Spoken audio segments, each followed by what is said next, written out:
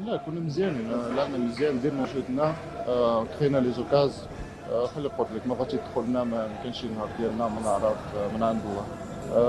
جمهور جمهور جمهور كنشكرهم بزاف، راه جاو حتى لهنا وكيشجعنا ما قدرناش نعطيهم الفرحه اللي بغينا نعطيهم. كنسمعهم بزاف وان شاء الله مره. صعيب نهضروا مور الماتش. كنظن ما درناش الخدمه ديالنا. شي وارد في كره القدم. كاين واحد الديسيبسيون كبيره. كنطلب السماح من الشعب المغربي اسم الجروب كامل. شنقول لك شنو نقص اليوم، ما نقدرش نقول لك دابا. حاولنا نفرحوا الشعب، ما كتبش الدراري عطاو جهدهم.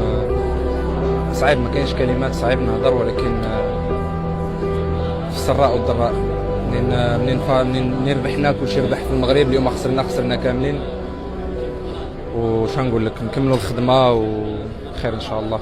يا دي الكره ديرنا مجهود ديالنا، ولكن مره الكره يا هادي. خصنا نعلم شنو وقع اليوم، نديرو اناليسيس ديال الماتش، وخصنا نعلم ان شاء الله في المستقبل. ضروري خصنا نعلم على اليوم، علاش دابا انا لعبنا شي 4 كوبا افريكا وديما وقع بحال اليوم.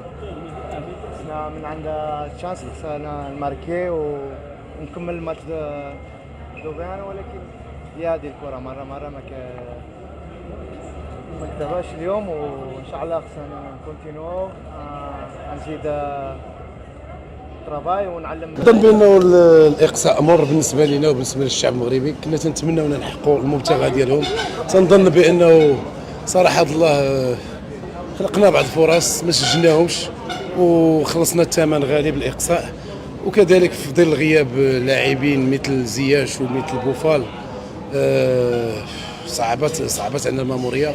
فلهذا تنظن بان تنعتذروا للشعب المغربي وتنكرروا له الاسف ديالنا، ما قمناش بالعمل ديالنا كما يجب.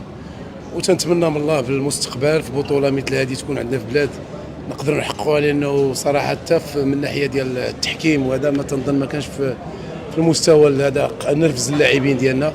فالمسؤوليه تنتحملوها احنا كاملين. وما عندي ما نقول، تنعتذر للشعب المغربي. فعلا لاعبين مثل زياش وبوفال لاعبين كبار كان يمكن لهم يكونوا اضافه اليوم.